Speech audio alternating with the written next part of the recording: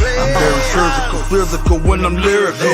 So bat it down with medical, something critical. It's gonna take a miracle. Bright lights, something spiritual, written down like biblical. I finally reached the pinnacle. Yeah. Welcome to the house, the one they talking about. Word of mouth, the boxing PlayHouse, without a doubt. All the latest and greatest boxing news, that's what it's all about. Bienvenido a Boxing PlayHouse. Esta semana vamos a hacer el programa en inglés porque tenemos un socio de nosotros de Estados Unidos, de Nueva York. Él es italiano y no habla español. Here we go, people. This week, our show on Boxing PlayHouse will be conducted in English because our guest is an Italian-American from the Bronx, New York, and he probably speaks very poquito Spanish, so we're going to go with English. How you doing, Mr. Joe DeGuardia? Doing good. Good seeing you, Danny, and correct. Un poquito español.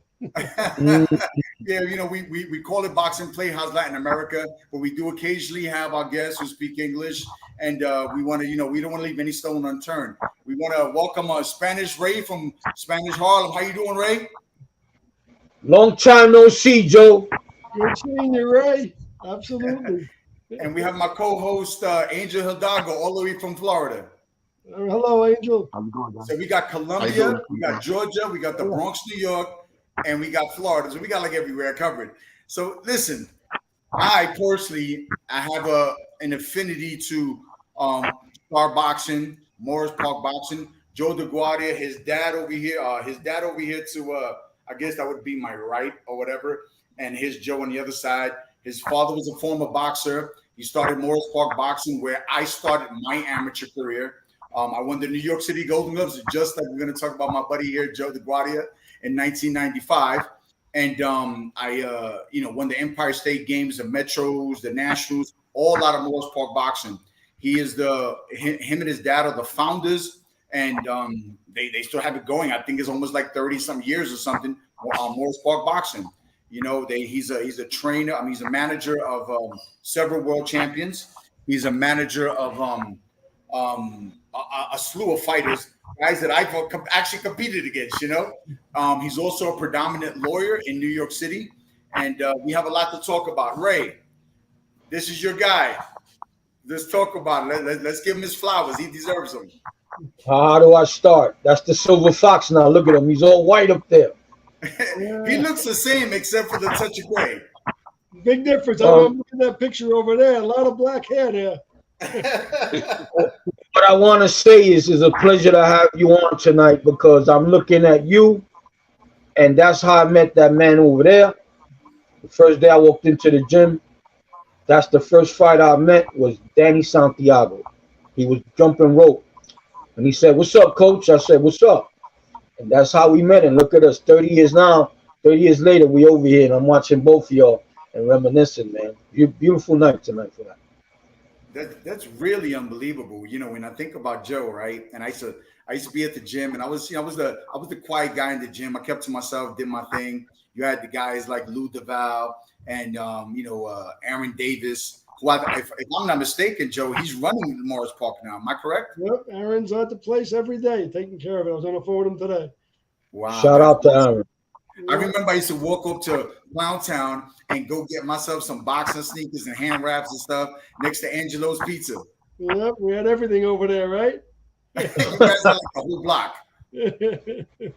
So what's new? I know you had the Rockin' Boxing in Long Island. What's going on with that? I know I want to talk about everything, but you know what? Let me step back a little bit. Let's talk about your dad. I remember your dad in the gym. Yeah, he used to have like this little hat, this little like I don't know, this little like what I don't know what we call those hats. He had like a little hat. He used to always wear it to the gym. He used to hang out at the gym, and everybody called him Papa Joe.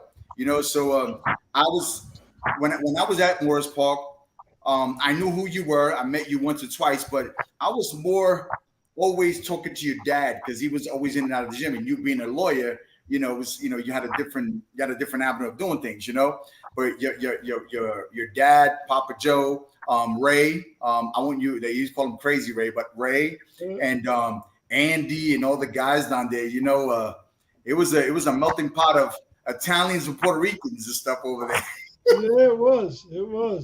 Listen, it was great. The gym was great, and my dad was there all the time. No, he loved it. Um, at some point in time, he became Papa Joe, and then everybody would just call him Papa Joe. Yes, sir. Yes, Well, he was sir. like a papa to all of us, right? Because he was Yeah, always there. exactly. Great guy. Great guy. Great guy. Yeah. What He do you remind me memory of Papa Joe? John Ray? James Cagney. Wow. James Cagney. Yeah, he had that Short, swag. short, and one tough little mean dude, man. He had that swag. Yeah, you don't want to piss him off, but he was a real guy, man. He was a hey, what can I say, man? It was a pleasure knowing him. I got a quick story about this that I will never forget. I Bring told it. Joey this. I told Joey this the other day, and I guess I forgot to tell him. At one time, they owned grounds. I think they had buildings, and he wanted me to. He was gonna rent me an apartment, so I went to go see it, but it was in the basement, and I didn't want to move down there. But he had dogs, and he had a half Shar Pei, half Pit. They were beautiful. They looked like little cubs. So I said, Joe, how much you want for them? Well, I want like 175 too, but for you, take one. I said, you serious? He said, yeah, man, take one. I said, which do I take the last pick? No, take the first pick. I took the one that looked like a little lion. I called it Simba. I love this dog so much, I took her to work. And my boss at first said, nah. When he looked at the dog, he was like, you know what? All right. So I took her to work. I was a doorman. So at lunchtime, I would walk the dog. I met this lady. She goes, wow, what a cute. Is that half a lion? That a cub? I said, oh, I don't know. I think so. I just went along with it. And the lady sees me. She's talking to me. She had glasses on. This guy next to her says, Diane, we got to go. We got to go. And when she turns around, she takes the glasses off. It was Diane Keaton. Wow. So she turns around. She says, you going to be here? I guess she lived down on 72nd Street. I said, I walk the dogs on my lunch hour. She said, can we meet up and be like, when you walk dogs and you meet with their dog and you have like these little dates? I went on dates with Diane Keaton because of the dog that Joey's father gave me. I mean, listen, the DeGuardia family, they're into everything. They got Clown Town, they got the Block, they got Morris Park, they're promoting shows.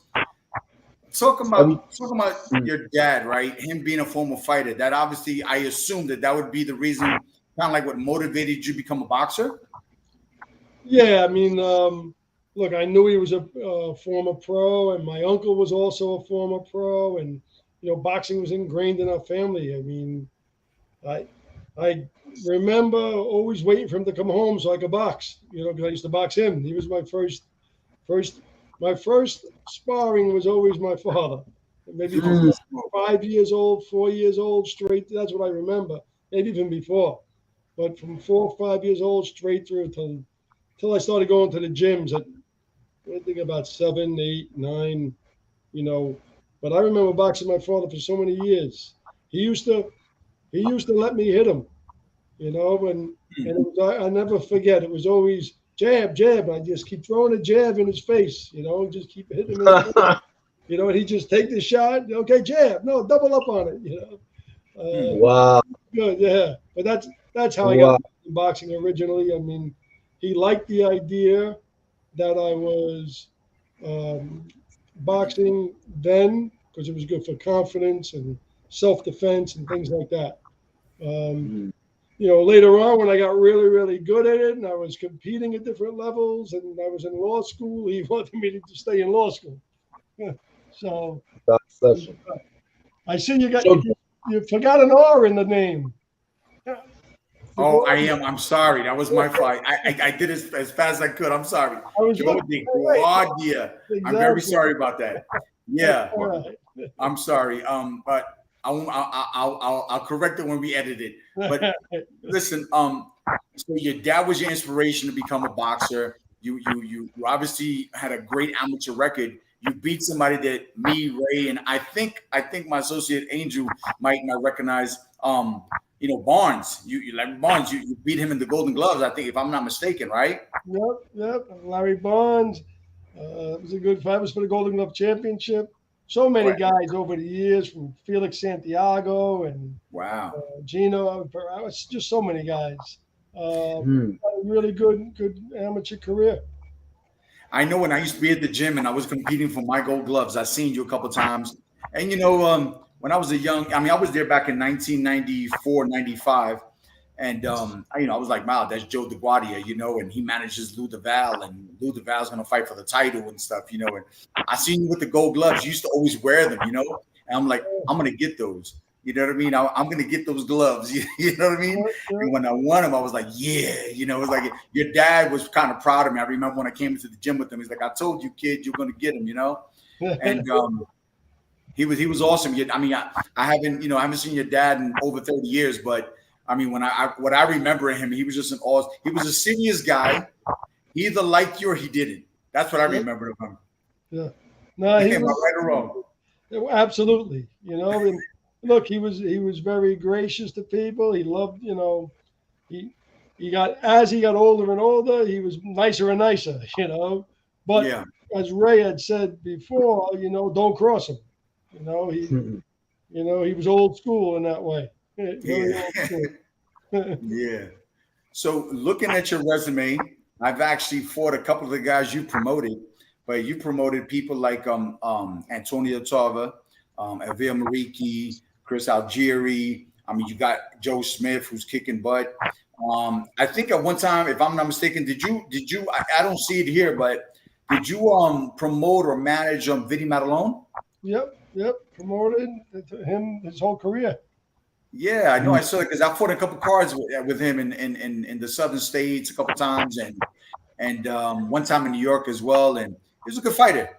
Yeah, Vinny was exciting. I loved Vinny, and I had a very good relationship. It was a long time promoting and stuff. When he first came to me, he came with a couple of brothers that were managing him, the Lancelotti brothers. And I didn't think of Vinny as really being a fighter. He was a pitcher for the Adirondack League. He's the only time a pitcher ever jumped there and ran after the batter. Usually the batter runs after the pitcher. So Vinny it was great, but he was a tough man originally. And I told them, look, what are you going to do with him? He said, he's in tough man stuff, not really a fighter. But Vinny really had a lot of heart and determination, and he really did well in the pros and fought, everybody from Evander Holyfield to Tyson Fury. So he had a good pro career. But I did tell him one fight. I remember we did a press conference after. And I told Vinny, this is the first time I've been in a press conference with you, and you're not bleeding on my shirt, because he bled a lot, But that particular fight, he didn't get cut, But Vinny had a lot of heart, and he was an exciting fighter. Me being a trainer now, and I've trained fighters, and it's almost like I'm a trainer / manager per se, but it's such a pain. I mean, I wonder sometimes, was I that much of a pain? You being in the game over 30 years, man. I mean, not only you have a predominant successful law practice, but you have a great promoting company, Star Boxing. You've managed fighters all the way to the world titles. I've seen it firsthand myself. I'll be honest with you. At one time, I was like, man, I hope he signs me, But then I moved. And I moved to Florida, right? How do you stay in this that long? Like, be as patient, because you have to have patience. You have to have, obviously, smarts and intelligence when it comes to this. But how do you stay in this all these years? Because as long as I know you, you've been promoting or managing fighters. I mean, I'm talking back when I was at the gym in 1994, 95. How do you stay, so committed to this and producing the product that you do? So motivated. It's in me. I grew up in the sport. I love the sport. Ever since every memory I can remember, 4 or 5 years old, was boxing related. So, I love the sport, and that means a lot, because you have to love it. I learned a lot from my father, not only boxing and I'm more out of the training aspect and the hand day-to-day stuff in that regard. But I learned a lot about things that take place in the ring in boxing. And that carries on to outside of the ring and carries on to success outside the ring and determination. And the same way when you're in a fight, you need that determination and discipline and, desire to keep going forward. It's the same thing like business. You have ups and downs. It's not all a bed of roses. I've had a lot of success, but every day is still a battle. You still have battles both, on both fronts. You have a good one and a bad one. You have a good day, bad day. It's one day it's raining, next day it's sunning. One day you're throwing the punch, and next day you're getting hit with it. Those kinds of things happen in boxing, in the business of boxing, but it's also what happens in life. And you got to fight through it and persevere. And it helps that I love the sport, and I want to see the sport flourish. And, I take a lot of pride in taking a fighter and bringing him to the top, getting the most out of him and the best I can get out of him to make as much success as he can have, whether that be financial or, just in his heart in the ring. So those kinds of things resonate for me. And, a lot of times, yes, it comes with financial success, but that's not the most important thing for me. I mean, I like seeing guys make it to where they can get to. It's a great feeling to take a guy from nothing and bring him to the championship of the world and making, enough money to take care of his family for the rest of his career or life. Life changing. Hey, Joe. Joe, I have a question. I hope you don't mind me bringing this up, but I heard that you got into a very serious car accident, almost life changing. How did you get through that? And was there any time that you thought that you're not going to be able to deal with life the way you're dealing with life as you are now? Yeah, look, I mean, again, that gets back to the boxing. Boxing I grew up with, and I was ingrained from my father right from the beginning. Like I remember not just learning lessons about being in the ring and fighting and feinting and throwing and not throwing and dealing with getting hit or dealing with showing emotion or showing the effect of a punch, all those kinds of things. But it carries on in life, and you got to persevere in life. So when I had my car accident, it was bad. It was really bad. And, they had told me I wouldn't be able to walk for months, but I would learn how to walk again and things like that. The guy that hit me in the accident died in the accident. So it was a real severe accident. And yet from boxing, I pushed myself, when they said you're not going to, you have to learn how to walk, I told the guy, stand me up now. And, I had an argument in the hospital with the doctors. And at the time, my wife was there, and Dottie, my father's wife, was at the hospital saying, Joe, relax, you got to listen to them, and I said, no, stand me up. I can remember how to walk. And as soon as I stood up, I fell over, they caught me, But 2 days later, I walked out of the hospital because every 45 minutes to an hour, I hit that buzzer and made them come back and lift me up again. And, and that had me healing properly and right. And, I got out of that hospital in 2 days, and, my recovery was a lot different. They gave me all the painkillers, and if they told me to take one every 2 hours, I took one every 4 hours, and, weeded off it in 2, 3 days, 4 days. I was done with them. I pushed myself through it, and I attribute a lot of that to boxing, because boxing teaches you how to deal with adversity. And, sometimes in life you have to deal with adversity. So that was a result of, I think, pushing and persevering, and that helped me get through that car accident. I firmly believe that. And to be honest, it happened to me once before. I had a car accident at 17. And I actually went through the windshield. My cousin, was driving, and the tree jumped in front of his car, But So I had that accident, and after that one, they told me I wouldn't be able to box again. And I remember, pushing myself through it, pushing, and then 5 years later, I got back in the ring. I won the gloves again, and that kind of stuff. That's right. Wow. You have those things in life, and look, they change you in life. They change things. Who knows if I would have finished law school if I was still boxing when I was 17 and didn't have that car accident, because I was getting all kinds of offers to turn pro. My father was kicking people out of the gym. They would come by with big money offers and things like that. And I was a 17-year-old kid, and I was really, really good. Wow. So those 5 years being off and then coming back and winning the gloves and stuff like that, but that took 5 years of my boxing career. So who knows? You never know. By that time, I was in law school. And it changes things. So like anything else, you fight through and push through things the same way.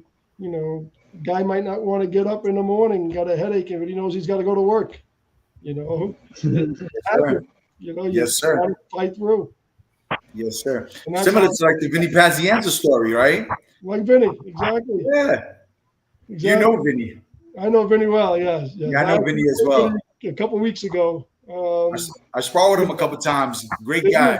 Yeah, Vinny's very good. Very, very good. We actually were together. It was the end of July. We were up in Lake George. He came by and see me. I was away with my family, and he came by. We had a little coffee, all of us, a little espresso. It was good. I sparred with him. The times I sparred him, he would be like, he had like maybe drink. He had the energy like if he drank like 10 espressos. I mean, that dude was like boom, boom, boom, boom, boom, boom. I'm like, he still got that energy. Huh? He still has that energy. Yeah, he's like, he just does not stop. I'm like, holy shit, Yeah, 100%. But he put through and pushed through it also. I mean, he had a broken neck, and but again, I think a lot of it comes through that background in boxing. And people can talk bad about our sport, but our sport does a lot of good for a lot of people, and it also teaches you that mentality to push through in life. And, we all have ups and downs, and we all hit, roadblocks, but you learn how to fight through it, and you got to deal with those days. You're 100%. I'm gonna tell you, and this is about you, but me and my co-host Angel, we grew up together, right? And boxing, and he could tell you, man, I got suspended from school probably about 30 times. I mean, I was always fighting. I dealt with a lot of race issues and things like that. And but boxing, he could tell you straight off, man. The guys that go off and go do some shenanigans or whatever, I'm like, I'm gonna go to the gym. I'm gonna go box, right, Angel? I would drive around my car with boxing gloves and ask people to spar with me, right? Yeah. Keep 2 pairs of boxing gloves in the trunk, just in case. Well, it keeps you in a different mindset. Where listen, I grew up the same thing. A lot of my friends and guys I grew up with, aren't here anymore. And, they, some are in jail, some are dead. I mean, they take a different path in life. And the boxing helps you stay away from a lot of things and, realize what's out there. And, you have a little different perspective. And it's a good thing. All right, George Blaze, I don't know if you know him, former fighter. He says, "Hey, man, you look good, bro. You looking good." I told you the same thing, man. It's only all you did was touch up your hair a little bit. You look exactly the same than when I see you. I'm a couple divisions heavier from my fighting days, though. That's for sure. You and I both. Hey, Ray, you want to chime in? Man, I wanna, speak on some memories here when I used to go to Morris Park on Saturdays. I couldn't wait because those sparring matches were like going to fights. You had Aaron Davis sparring with Del Val. You had Doug DeWitt in there, right, Joe? Doug DeWitt was there. Dougie was there. When I seen him, I could have sworn I saw a white version of Duran. I mean, the dude was incredible. And rest in peace to Darren Zenner. Passed away, right? That's right, he did. Damn, Zenner, I remember him. Oh, man. Yeah. Great fighters, man. Great fighters. And that gym produced a lot of good fighters. And, from a small little place in the Bronx, we got a small gym. It's not a big That's gym. what it was. and we developed a lot of good fighters. And look, Elvia and Danny, right? You guys were both in that gym, both fought in that gym, sparred in that gym, trained in that gym, right? Yes, sir. You guys ended up fighting each other. Yeah. We it was me, Lou, Elvia a couple years later. We all won the Golden Gloves in the light heavyweight division. Yep. And eventually, me and Elvia, they called me up, and I tell everybody that every time I fought in the Garden, I've always come out on top. I fought there 4 times, and every time I fought there, it was I'm home. That's my home. Madison Square Garden, New York City. At the end of the day, I lived in Florida for so many years. I put in my boxing record, that I'm from Ocala, Florida. I lived there my whole life. I mean, half my life. But I started boxing in the Bronx. I won the gloves in the Bronx, and I'm a Bronx guy for the till I die. You know what I mean? Angelo's Pizza and White Castles on Fordham and all those things like that. That's my home. You know what I mean? Late night White Castle.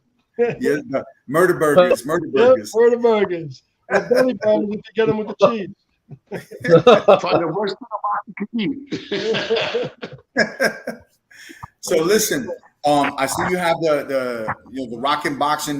You haven't done a show in Long Island in a long time. Are you going to start picking that up again? We're still doing. The last one we did in Long Island was May 13th. I think it was. Yeah, okay. We had a show there in May. We go back there on October 28th. So Awesome. we'll keep Long Island regular. We average 4 a year over there. But some, just before COVID, we were up to about 7 a year. But now we're going to be doing it at 4. We have a couple of messages here. I'd like to let you know. We have Bruce, Gas, Boxing, Jazz, and more. Says great stuff here on Boxing, whatever.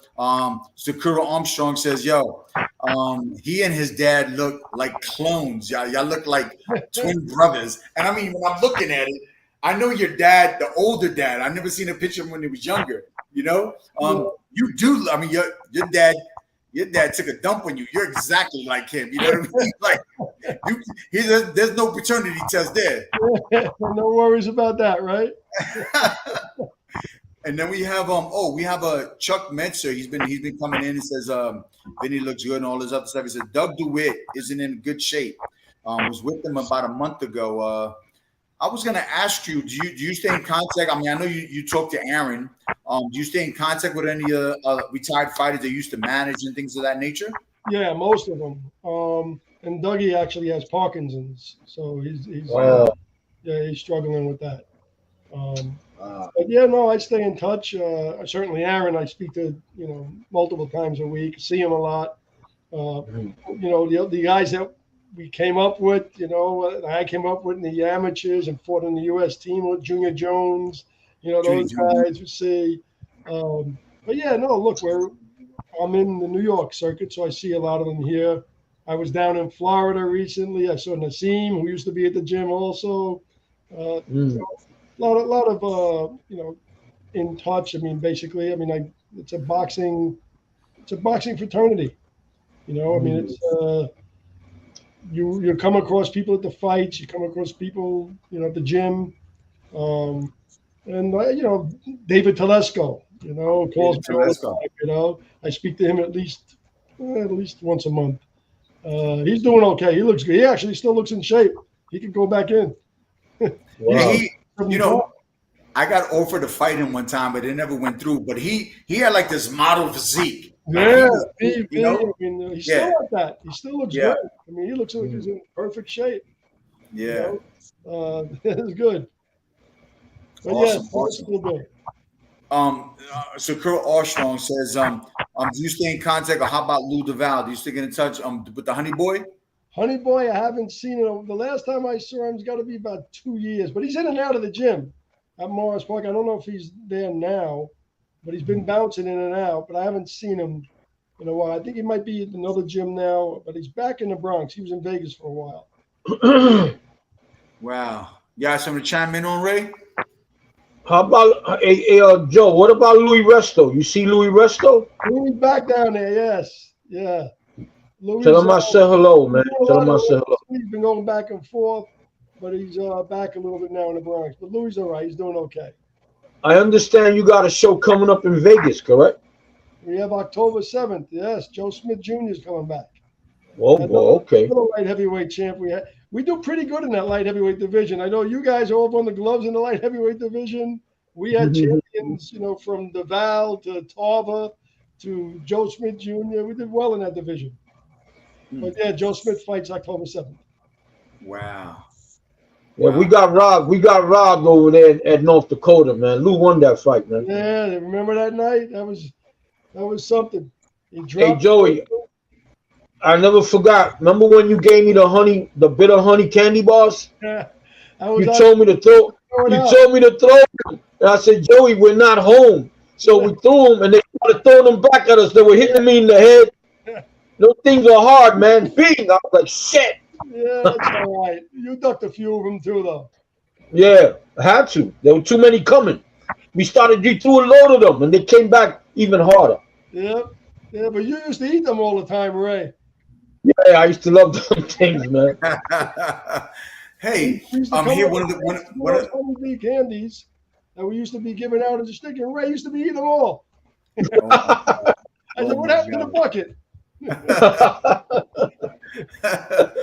We have a guest here on Bruce Gas Boxing. He says today is Angelo Dundee's birthday. Do you, Joe, have any Dundee stories? Have anything? Yeah, Dundee was.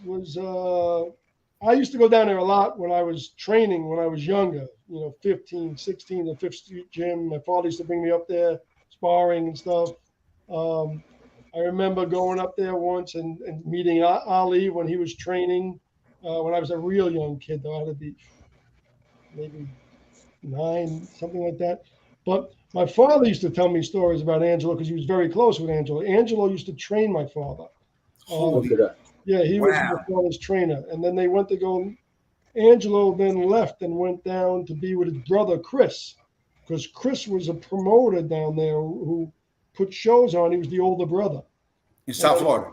Yeah, in South Florida. And Angelo went down there. Chris was down there first. And then Angelo left Gleason's gym and went down there. Gleason's wasn't in Brooklyn then. That's when it was in the Bronx. Right. Gleason's went from the Bronx to Manhattan to Brooklyn. Yeah. And Angelo went down there and, made it big. He got Ali, Frazier. He ended up doing well. But Chris, brother Chris, was originally, the one who was promoting and, more powerful down there. And then Angelo went down there. But Angelo was a great guy. I mean, he was always nice to everybody. I remember when I was first coming up, treated me like, very, very well. Treated everybody well. Always had a nice thing to say about people, soft-spoken. He was a very, very good guy. And I do remember that today was his birthday. I always remember August 30th. It's Angelo Dundee's birthday.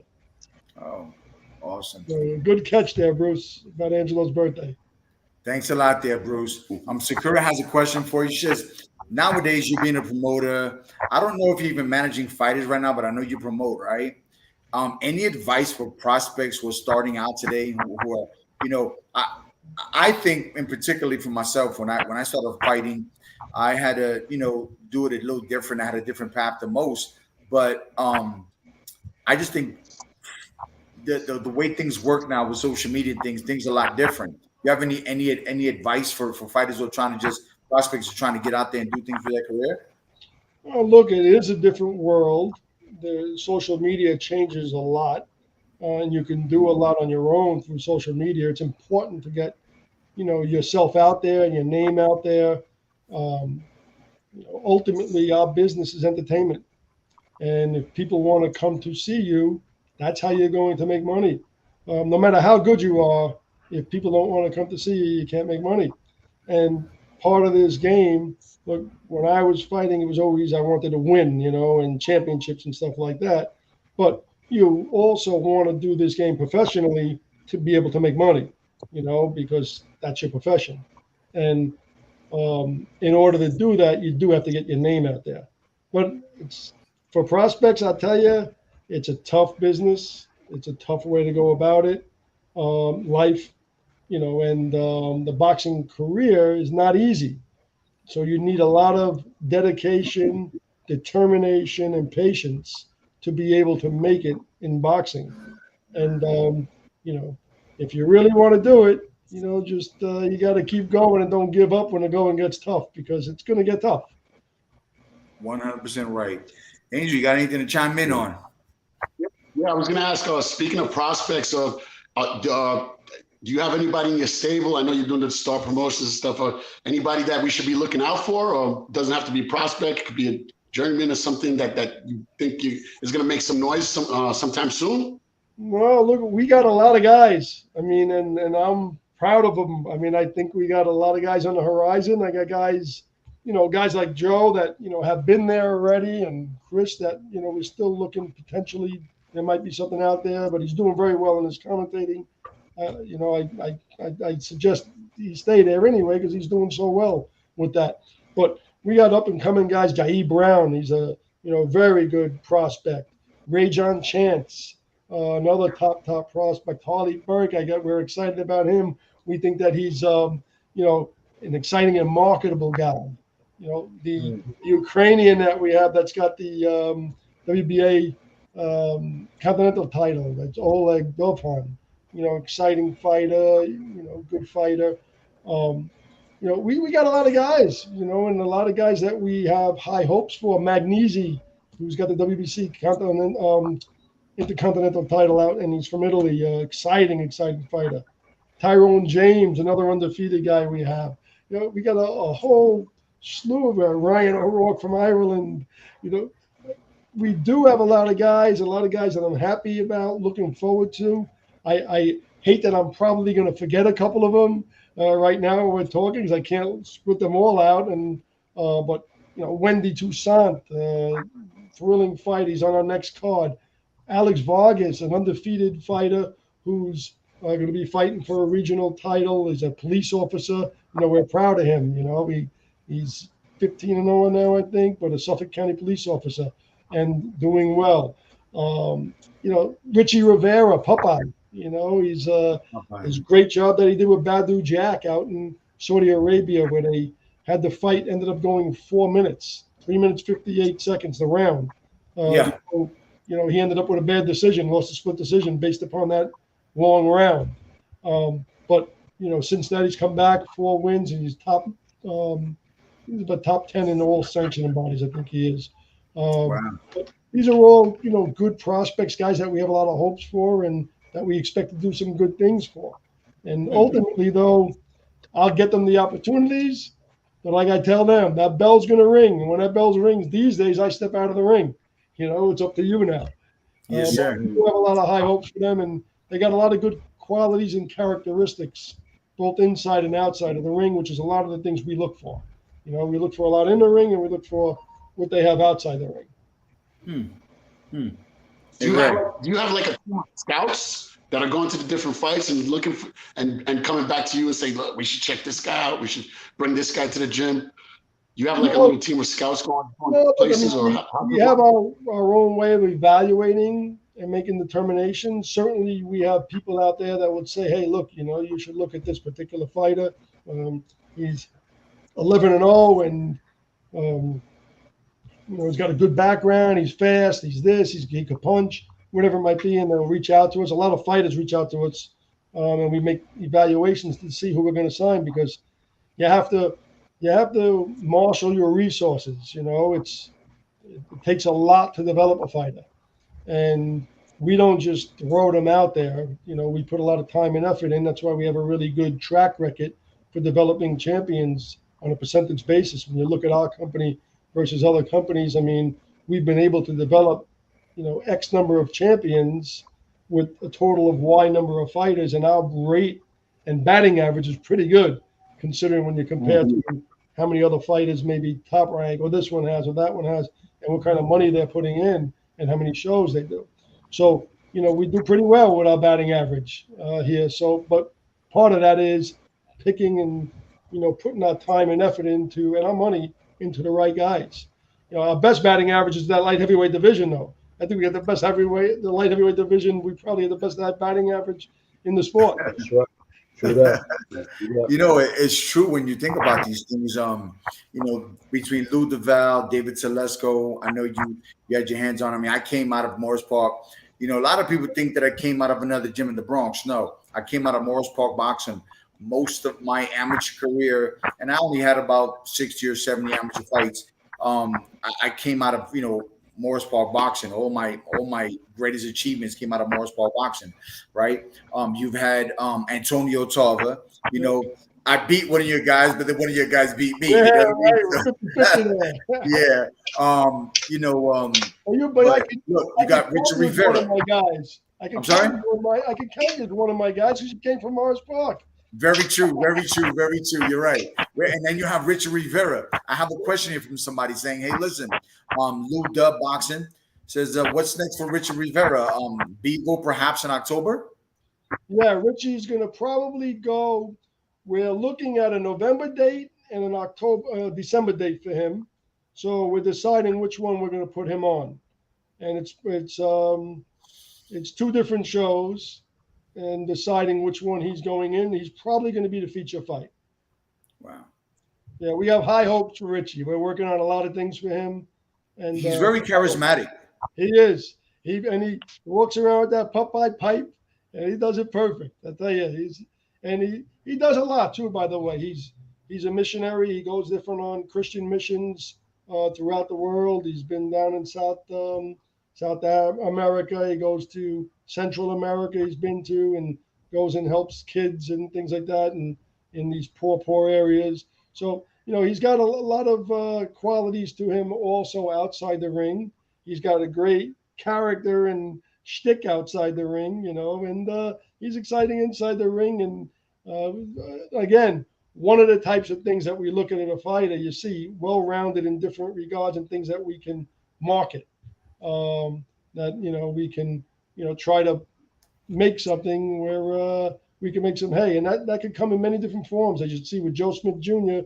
and the way he's been marketed as the common man is completely different than a guy like Antonio Tarver, who's marketed in a completely different way, or Chris Algieri, you know, the way he was marketed, more of the intellectual type.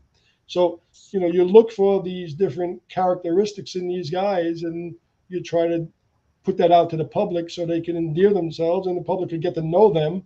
And when the public knows a fighter, they want to see more of him. And Popeye's one of those guys, you know, he's endearing. I'm going to ask you one question. I'm going to wait. I'm sorry.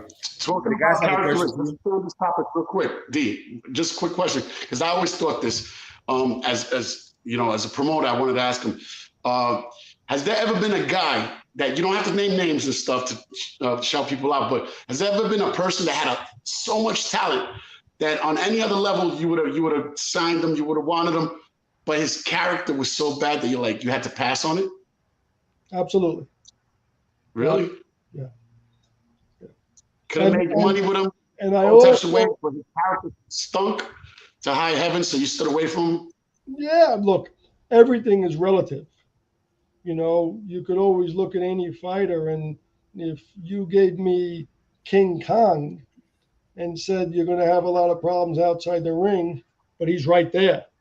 You know, you weigh things and say, hey, I don't know, $10 million versus dealing with some aggravation. Okay, I could deal with the aggravation. But if the character is so bad, it's something that you don't want to be associated with, no money in the world's worth it. So you look at a lot of different things, and you make your determinations based upon all the factors. I don't turn my back if somebody looks. Everybody has things that have happened in their lives that you could look at and say that was bad, or they did something wrong. But that doesn't, for me, that doesn't say I'm not going to bother with them, because, you know, we all live in glass houses. You know, somewhere, somehow, some way, you didn't do everything right in life. You know, I didn't do everything right in life either. I mean, it's you know, everybody has things. So it's not like I would look and say, well, this guy did this, so I'm not going to bother. But you know, you want to look at the character and know the character of a person, because you're putting your name and efforts and and everything else into that person. And you want to feel good about it. You want to look at yourself in the mirror every morning and know that or feel like you're doing right. Now, I don't control my fighters' behaviors, and certainly things can happen that are no good. But yes, I would look at all of those things, and when I'm making a determination, and ultimately, when all is said and done, you know, I have to feel comfortable with what I've done, and those things come into play. Yeah.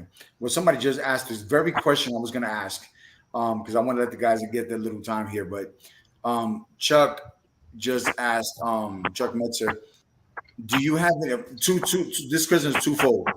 First and foremost, do you have any exciting female fighters that you work with? If you do, what would you mind mentioning them? And if you don't, no problem. What do you think about females boxing? So it's like a twofold question. Well, we've had some female fighters. Look, Melissa Salamone was years ago, and that was Lou DeVal's sister. Yes, sir. Yeah, she and her husband fought on our show at Yonkers Raceway together on the same card on Valentine's Day. Greg, yeah. So that was a nice big thing we did years before. I've had a lot of different fighters. Callie Reese, she fought Gracchus for the title. Cecilia Gracchus. Yes. Well, we've had a lot of women fighters. Not a lot, but we've had them. Right now, we don't have any particular one that we're working with. We have two right now that we are looking at potentially signing, and both of them have very unique stories, and that's why there's a little bit of an interest there. So I'm considering that.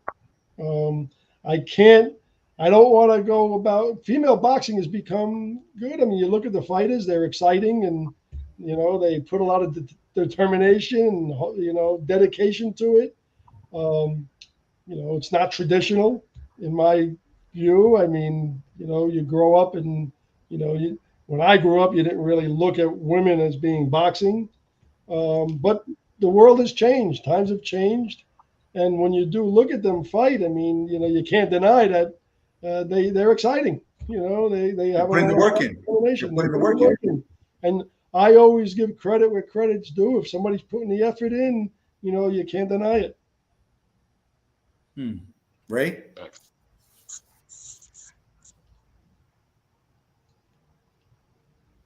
Before Tyson, you can hear me? I hear you now. Let's talk about Larry Bonds, right? That was like the Mike Tyson back in the day, correct? Yes, he was. I want to know how you slept that night before you fought him. I slept well. Look, really? I love boxing. I couldn't wait to get in the ring. I always felt like I could beat anybody, and you got to have that mentality in boxing anyway.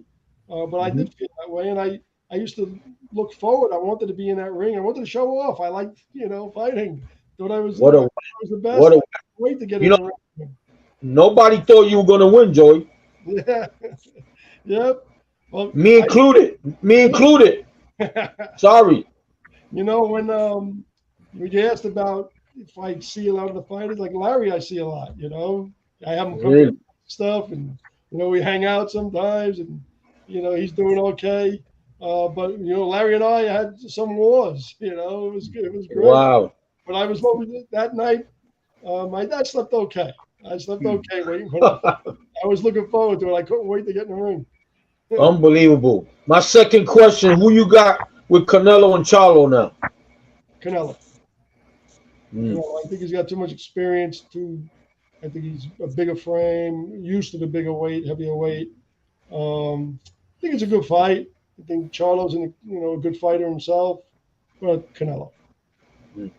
Real quick, Tony Cush just asked a question, and I'm intrigued. Did you fight Tony Danza? No. Tony was older than me. I'm like, whoa, okay, listen, there's so many things to talk about when it comes to Morris Park boxing, Star boxing. Morris Park Boxing always has a. Whenever I'm back in the Bronx, and I'll be back up there pretty soon.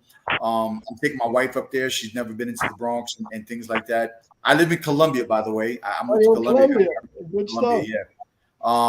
You know, as you know, they don't have retirement for boxing, so I moved to. I thought I could stretch my money a little further, right? And Columbia was a place.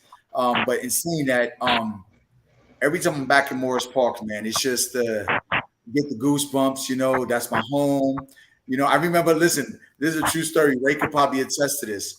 When I used to go to the gym sometimes, Angel, and I used to put my water bottle down, I'll be there for 2 hours. I come back, it'll be frozen solid, man. In the winter, back in the day, it would be cold. I used to wear the ski cap, the long john, thing. I never had a problem losing weight because we worked hard. You ain't lying.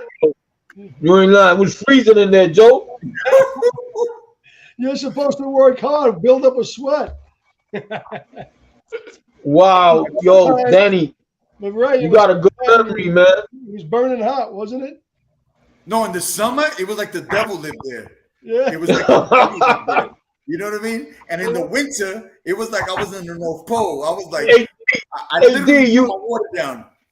D, you were talking. You can see the smoke come out your mouth. Well, you had those big blowers, right? The blowers. Yes, sir. But blowing cold air. Yeah. I'm like, what That's crazy. Man? You ain't lying, man. Those days for anything in the world, you know. They were just my best days, man. The sparring with Lou, I had a lot. You know, ironically enough, the only time I had a hard time was with southpaws when I fought Tarver, right? And that's a whole other story. But every lefty I've ever fought over the years, I've been able to just walk right through it. I had no problems because Lou had like, to me, and I may be overstating this, but to me, Lou had like a Pernell Whitaker light heavyweight style. He was just so crafty. His defense was nice. He was real slick with things. And sparring with him those 3 or 4 years I was down there, I owe my ability to go against lefties to him because he was at the top of his game when I was just starting my game, you know. And even though we're close in age, he was already, you know, far advanced as far as his boxing career was concerned. I think when I won the Golden Gloves, he was already like 16-0 or 14-0 or something like that, you know. And I just remember those words. I never got to spar with Aaron, but I sparred with you know, Lou Duval. I sparred with a couple of heavyweights you had there, you know. Forget my memory, but there was some good wars in that gym, man. Glenn Gainey won the Golden Gloves like 100 times out of there, you know. Okay. Little Glenn. Yeah, he won the Golden Gloves like how many times? I think it was like 6 times, maybe. Nuts. But you're right about Lou, and Lou was a very, very skilled, sneaky southpaw. And you say he was like Pernell, and he was, and he liked that. He liked to learn that Pernell shiftiness and things like that. But he was Pernell with a left hand. That was a really he could pop. Yeah, he could punch. Oh, he could pop. You know, that left hand, you know, that left hand dropped. Well, he won the title with the left hand with Smolders, but he dropped Roy. In his prime. Dropped Roy Jones in his prime. Dropped Roy Jones. You know. Yeah. You know, he had a sneaky left hand, straight left hand. Good fighter. You know, Lou had a lot of qualities as a fighter. A lot of sneakiness, a lot of quickness. He was just a great athlete. Yeah. I mean, you ever see him play basketball? Yeah. You know where it wasn't good though, Ray? Do you remember? What wasn't he good at? That I always beat him. And I beat Elvia too. When I had my son in my arms when we played the what's that Dice. game with the what is it? No, Dice. not dice. Air hockey. That air hockey game, exactly. We used to go to training camp and play the air hockey game. And we used to that was how we kill time. But no, Lou was a good athlete. Lou was a really good fighter. I mean, you know, he sometimes would not train in between fights like he could have. But when he did train, Lou trained his ass off, was in great shape, and was a really good fighter. Shifty Pernell Whitaker type with a good left hand. Yes, sir. Yes, sir. Look, I'm talking about all these fighters. I was under the assumption that Lou was your first fighter, right? But who was actually the first fighter you ever managed to promote it? Look it up. I thought that. I thought Yeah. that. Yeah. I thought that. Lou asked me to handle his career when I had won the Golden Gloves the year before he won it, and he asked me to help him with his career. So I was at that time. I think I was in law school or working. I think I was working in the DA's office at that time when we first started. When he turned pro, I know he was in Canada first, amateur fight, and then I think it had to be right around that time, 90 maybe 1990, 91, right around there. Wow. Wow. So listen, Joe, we're not going to take up too much of your time. We've already been on. I want to let everyone know, how could people find out about your events, Star Boxing Promotions? When's your next show? Where could they go? Is there a website? Is there a social media? So people can go and support your shows, because you do great shows. I've been to your shows as a fan. In Yonkers, I remember back in the day, you did a show in Yonkers, you know? And I know you did some shows in the Manhattan Armory a few times I've been to. And I'm talking back in the day, though, you know. And how could people nowadays find your sites and find information about the shows that you have coming up and the fighters you have going on outside of television? You know, are there social websites or social media sites or anything? Yeah, we're on everything. I mean, our website, starboxing.com. Through our website, you can get links to everything, our shows. You can get links to our social media, which is all usually they handle Star Boxing. Our television, we have a television streaming network, starboxing.tv. But starboxing.com, you can find everything right on there. And if you want social media like Instagram or Twitter or all of them. On YouTube, we have a channel. So that's Star Boxing Inc., I think it is. Everything else is Star Boxing handles or starboxing.com at our website. All right. And what kind of law do you practice? You know, at my firm, I handle just about everything. But now my time is really put into boxing. I'm just heavy with the boxing, tied up with the boxing a lot. And I still have certain clients I'll take care of, but only because I know them so many years, I can't tell them no. Okay. And your law firm is located in the Bronx, right? No, we're in White Plains now. The main office is in the White Plains. We have the main headquarters is now in White Plains. Okay, all right. So if you need a good lawyer, 35 minutes away. All right. So you need a good lawyer. You know where it's at. Joe DeGuardia, former boxer, former Golden Glover, promoter, manager of champions. It's been a great honor and privilege to have you on the show, Joe. When I get back in the Bronx, I hope I can give you a call and maybe grab a slice of pizza with you or something. Absolutely. You know? All right, that's a big thing. Yeah. I'm sorry?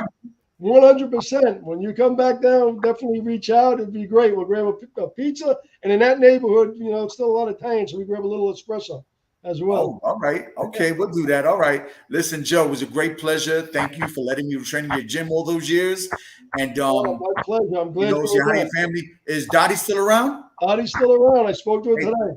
Tell her, say hello. I remember he's going to Clown Town. I want to say hi to everybody. My co-host, I'm going to let you say bye to the man, Joe DeGuardia, Star Boxing. Okay, guys, say peace. Take care, Joe. It was an honor, man. Yeah, I was going to ask the same question. I was like, what kind of law does he practice? Because maybe I need him one of these days. but no, that's cool. It was a pleasure. It was a pleasure meeting you, Joe. No, thank you. Pleasure as well. I'm glad you guys are doing this. It's great. Your podcast is great, and it's perfect for the sport. It's good stuff. All right.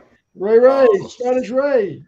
Ray, you got hey, Crazy Ray named me that. Crazy Ray named me Spanish Ray to this day.